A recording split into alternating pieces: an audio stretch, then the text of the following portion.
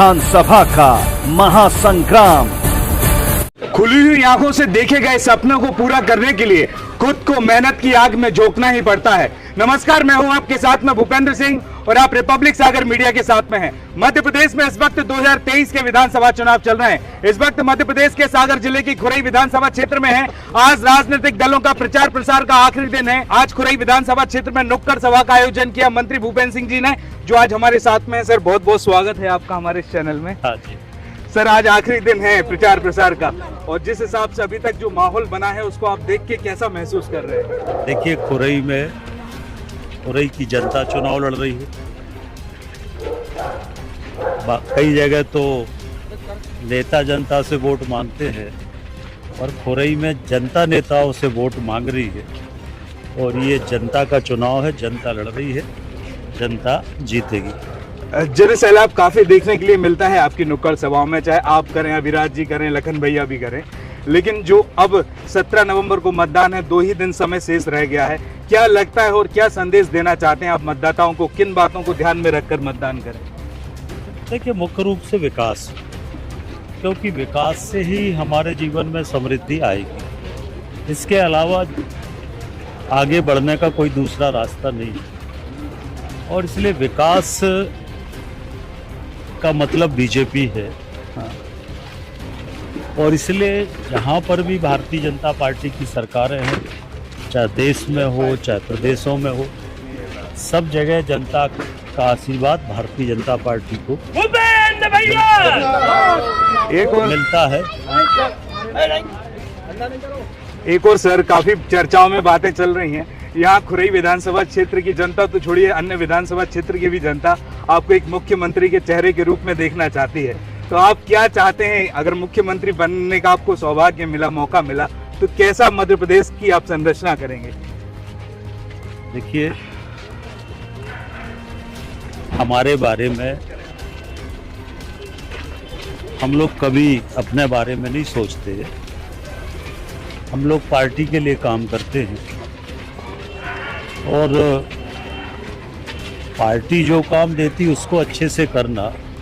काम तो बिना मुख्यमंत्री के भी अच्छे से हो सकता है, और इसलिए कोई ज़रूरी नहीं है कि कोई मुख्यमंत्री बने तभी जरूरी है। जी,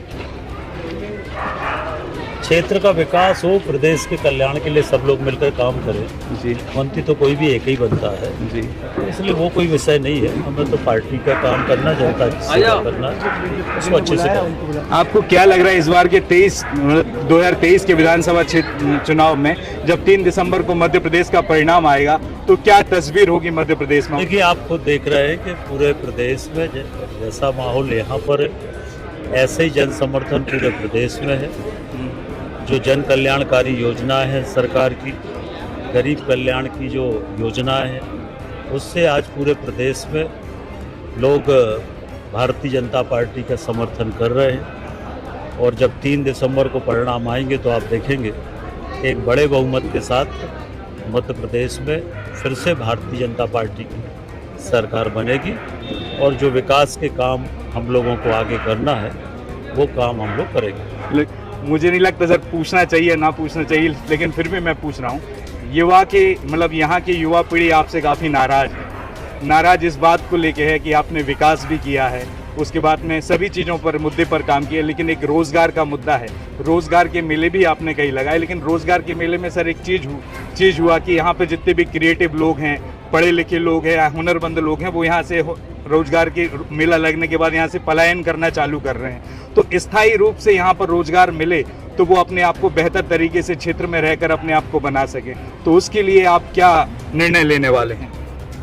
देखिए, विकास से ही रोजगार के अवसर पैदा होते हैं। जी, और जैसे पहले खुरई में कृषि उपकरण की 8 फैक्ट्री थी। जी, आज की तारीख में खुरई में 75 कृषि उपकरण निर्माता फैक्ट्रियां हैं, जी, जिसमें 10,000 लोग काम कर रहे हैं। जी, विकास से जो बाकी डेवलपमेंट हुआ है, अगर व्यापार बढ़ा है तो सबको काम मिल रहा है। जी, तो विकास का और रोजगार का सीधा संबंध है। जी, और दूसरा, यहाँ पर औद्योगिक विकास की अपार संभावना है। जी, और इसीलिए हमने पहले इन्वेस्टर समिट किया, जी उद्योगपतियों को बुलाया, वहाँ पर उनको बताया कि हमारे यहाँ पर 5,000 एकड़ सरकारी ज़मीन है, बिजली है, पानी है, सड़क है, रेल है, सब कुछ है। जी तो आप हमारे खुरई में आइए, उद्योग लगाइए। तो एक शुरुआत की है और मुझे विश्वास है कि आने वाले 5 सालों में हम खुरई को औद्योगिक रूप से, चाहे कृषि से संबंधित उद्योग हों, चाहे जो हमारी बीना पेट्रोकेमिकल प्लांट है उससे जो इंसुलरी यूनिट लगना है प्लास्टिक बेस, जी चाहे उनका काम हो, हाँ, या और अदर, जैसे अभी एक हम लोगों ने डेटा सेंटर का तो 1200 करोड़ का एग्रीमेंट साइन हुआ है, जी तो उसी में 5,000 लोगों को रोजगार मिलेगा। जी तो इस तरह से हमारी कोशिश होगी कि हमारे लोगों को बाहर काम करने ना जाना पड़े। जी बीना नदी का पानी आएगा तो उससे समृद्धि आएगी, जी किसान की संपन्नता बढ़ेगी। जी ऐसा आएगा तो हम व्यापार, काम धंधे कुछ भी शुरू कर सकते हैं। जी तो सभी को सरकारी नौकरी नहीं मिल सकती। जी सरकारी नौकरी तो कुल नौकरियों के 10% होती है। 90% लोगों को तो अपने ही जो प्राइवेट सेक्टर है या स्किल्ड सेक्टर है जी उसमें ही रोजगार होता है। तो इसलिए लोगों को स्किल्ड करने का काम, युवाओं को सीखो कमाओ जैसी योजना जी फिर हम लोगों ने तय किया अपने संकल्प पत्र में कि हर एक परिवार को एक रोजगार, हर परिवार को एक रोजगार देंगे। ये हमारा भारतीय जनता पार्टी का संकल्प है, इसको हम लोग पूरा करेंगे। हम अपने चैनल के माध्यम से एक घोषणा आपसे करवाना चाहते हैं।